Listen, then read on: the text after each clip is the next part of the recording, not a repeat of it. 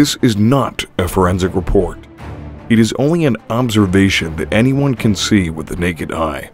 There are many facial differences between Lucia and the imposter. We at Sister Lucy Truth have published these observations since the start of the Fatima investigation.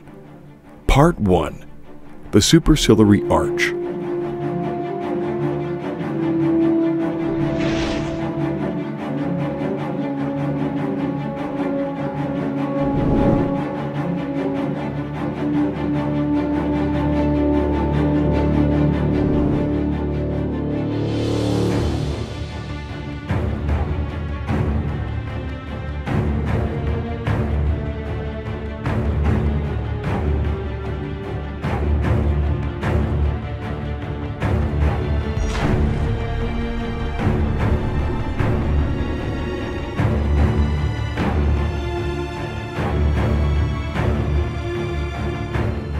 The photo in the middle is a male, showing his superciliary arch.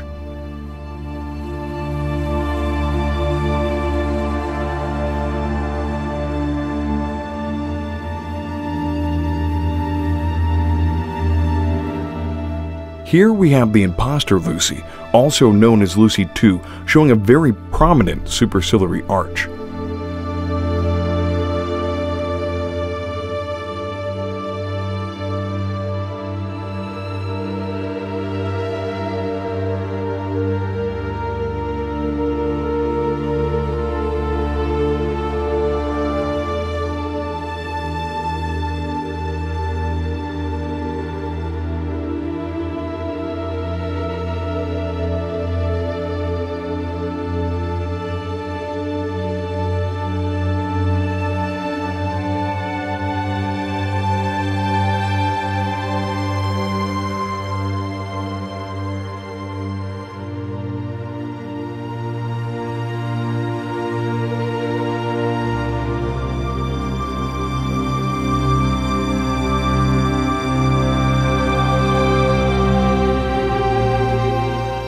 All these pictures with a masculine superciliary arch are the imposter Lucy.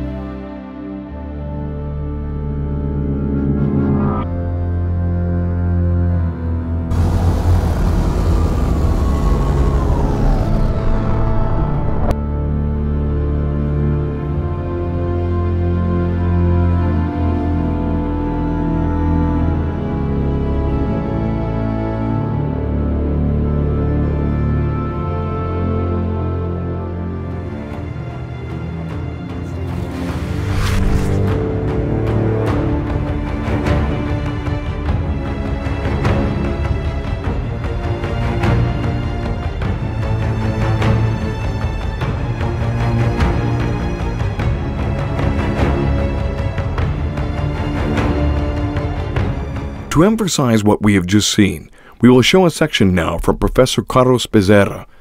He is a forensic artist and sculptor from Brazil. Essa parte que fica sobre o olho é chamada crista superciliar ou arco. Nós podemos ver que na irmã Lúcia 2 ela é protuberante. E por ela ser protuberante, ela tem o seu início um pouco mais anterior ao encontro que há entre esses dois arcos com o nariz, que é a parte chamada glabela. Então, observem como ela tem esse arco superciliar, bem sobreposto, como a gente pode ver aqui nessa outra imagem, que é um fenômeno típico de pessoas que têm essa protuberância. E observe que essa protuberância faz com que o arco superciliar se projete para frente, em detrimento da testa, que fica mais recuada. Então, isso é uma característica que algumas pessoas têm. Inclusive, eu também tenho essa característica. E é uma característica muito marcante porque nós vamos ver já que normalmente as pessoas não têm essa característica. Normalmente a testa é mais lisa. Aí nós vamos ver que isso é uma espécie de impressão digital. Praticamente isso é muito marcante nas pessoas. E nós vamos ver que a irmã Lúcia 1 e a irmã Lúcia 2 têm essa estrutura óssea completamente diferente uma da outra. Aqui nós temos a imagem de perfil da irmã Lúcia 1 e da irmã Lúcia 2, onde a gente pode ver muito claramente que a testa da irmã Lúcia 1 ela é arredondada, e justamente por quê? Porque o arco superciliar dela não é tão proeminente quanto o da irmã Lúcia 2, como a gente pode ver na foto da irmã Lúcia 2 de perfil. Então a gente pode ver muito claramente isso que eu acabei de explicar. E aqui eu vou fazer o desenho das duas irmãs Lúcia, começando pela irmã Lúcia 1, quando ela era uma menina, quando ela era uma criança. Aqui eu vou utilizar a técnica de desenho a nanquim, porque o sombreamento com nanquim vai permitir demonstrar com maior clareza o que eu estou falando. Então eu vou começando a fazer o sombreamento dessa área, né, da testa, demonstrando aqui como a parte central, né, a parte superior da testa, ela é mais alta que a parte lateral, porque ela tem o arco superciliar mais baixo, como é normal nas mulheres. Geralmente as mulheres têm, né, o arco superciliar arredondado, fazendo o desenho, né, da testa ser mais feminino. No homem isso é diferente. Normalmente o homem tem o arco superciliar um pouco mais quadrado, que dá um aspecto mais rude. Mas no caso das mulheres não é assim, geralmente não. Mas a irmã Lúcia 1, como era característica da própria família,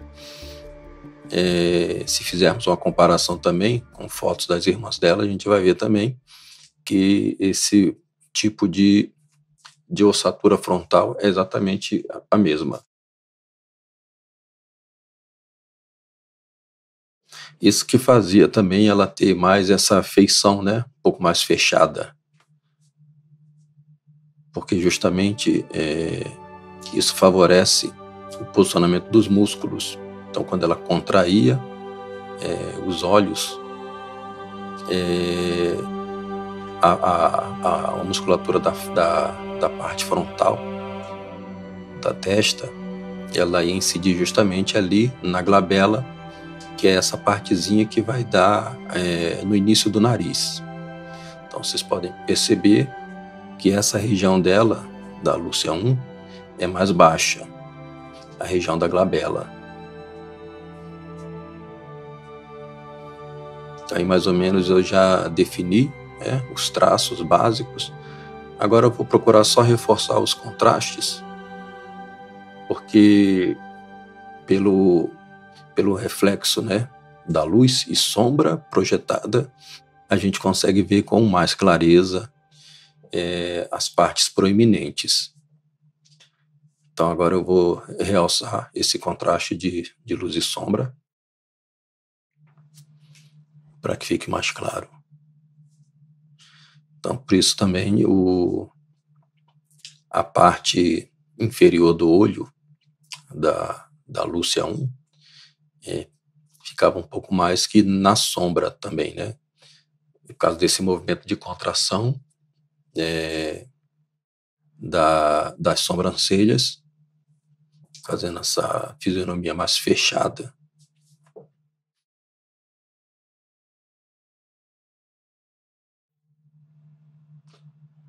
Agora estou ali esboçando mais ou menos o véu.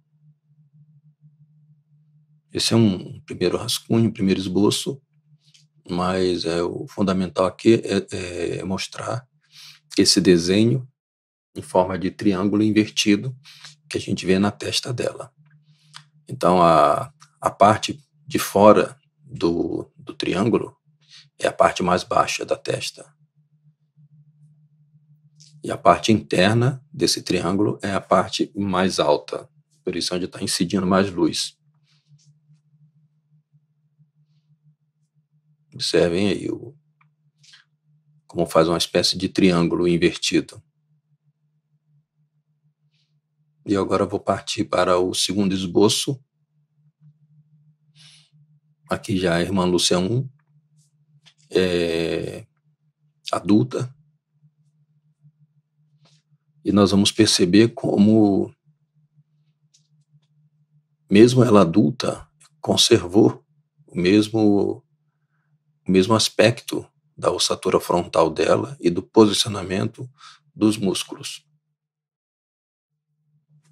Essa foto foi tirada no momento em que ela fazia a pose para que se fizesse a escultura de Nossa Senhora Imaculado Coração.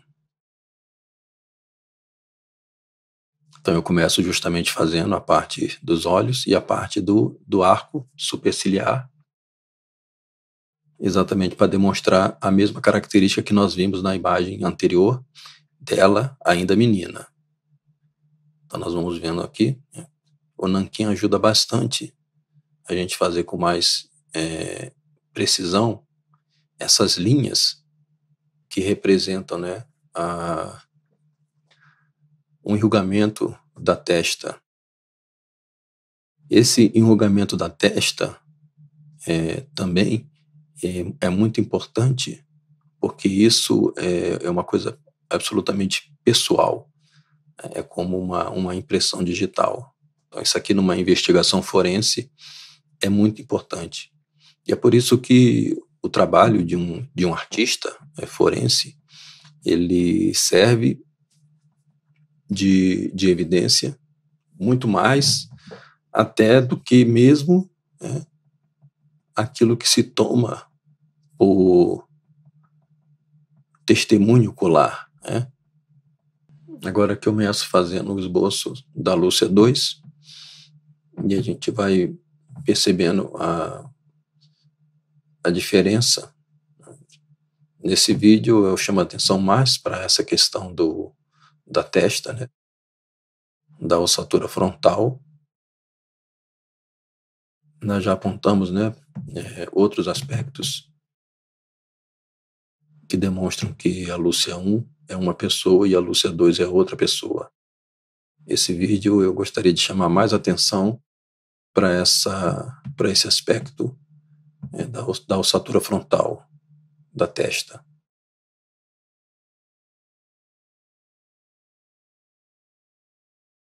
Eu preferi fazer esse vídeo fazendo o desenho porque um bom desenhista ele consegue captar alguns detalhes que um mero observador não consegue. Então, por isso eu dizia, né, que o trabalho de um artista forense ele é mais significativo e tem peso maior do que um testemunho ocular, mesmo um parente. Mesmo um parente, uma pessoa que conheceu, não seria capaz de se atentar, de observar certos detalhes que só um artista é capaz de fazer, é capaz de observar, um retratista, né? Então observa aí a ossatura da testa, o arco superciliar, como ele é bem mais protuberante. Observe aí, por isso é que o desenho vai fazer esse triângulo com a ponta para cima. Porque a parte superior da testa da Lúcia 2, ela está recuada. A parte que se projeta para frente é a parte do arco superciliar. Isso é uma característica marcante na Lúcia 2. E fazendo o desenho também a gente vai percebendo outras características, né? Por exemplo, a distância do nariz para a boca, que é bem menor, aquela marca que fica entre o nariz e o lábio superior, praticamente na Lúcia 2, é quase inexistente. Na Lúcia 1 é bem marcado. Então a gente vê como o lábio fino e um sorriso apertado, um sorriso como uma lua, uma meia-lua apontando para baixo, e um sorriso apertado, não é um sorriso largo, como a gente via na Lúcia 1.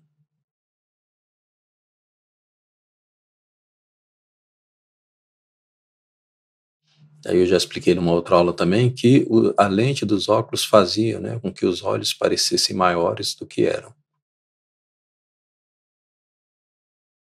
Então aqui, olha, observem bem esse detalhe da testa dela e vocês vão ver como esse arco superciliar dela é bem mais protuberante. Isso faz com que o olhar da Lúcia 2 seja completamente diferente do olhar da Lúcia 1.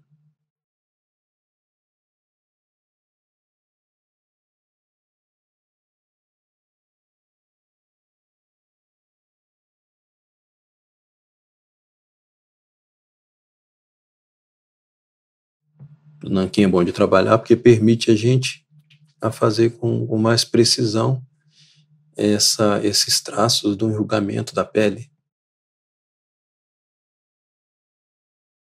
Por isso eu optei fazer esses desenhos com nanquim do que simplesmente a lápis.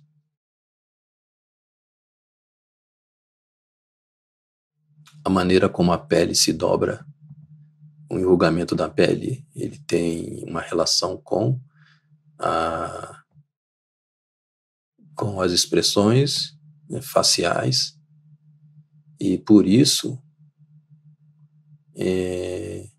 eles são uma característica também única, como uma espécie de impressão digital.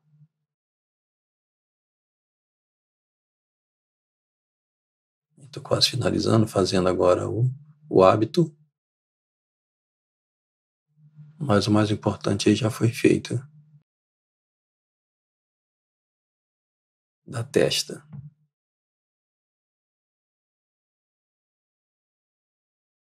É evidente que isso não poderia mudar com a idade, e aqueles que negam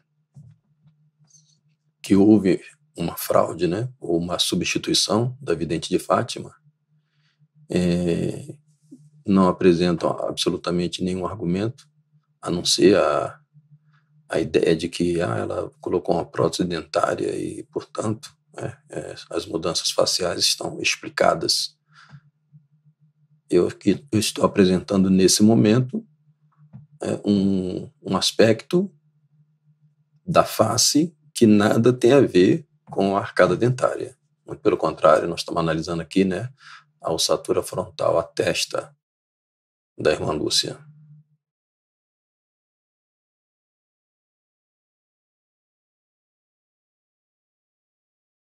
Então aí fica aí o desafio para aqueles que insistem em negar que houve uma fraude, aqui que nós estamos diante de um crime, que apresentem evidências melhores e que façam um trabalho melhor do que esse que eu tenho apresentado.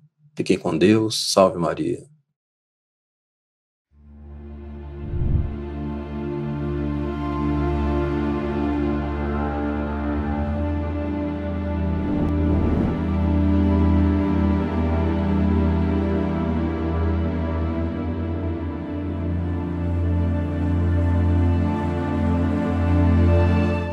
In this section, we would like to point out a skeletal difference that most people overlook.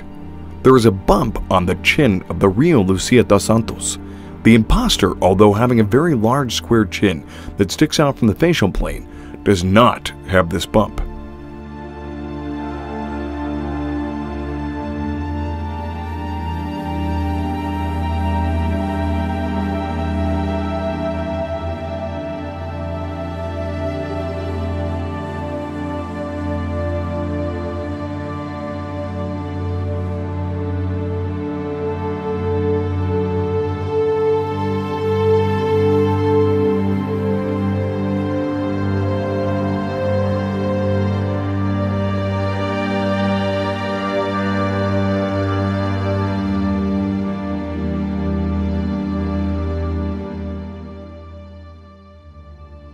These are sculptures made from pictures of the two Lucies.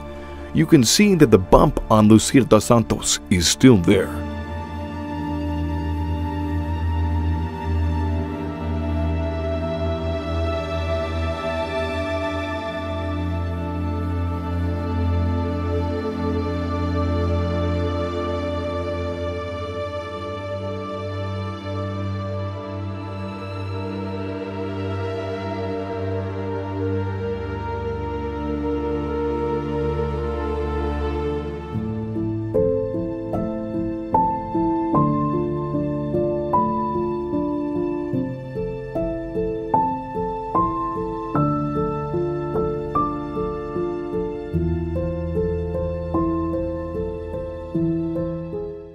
Questions for Dr. Peter Hovnowski.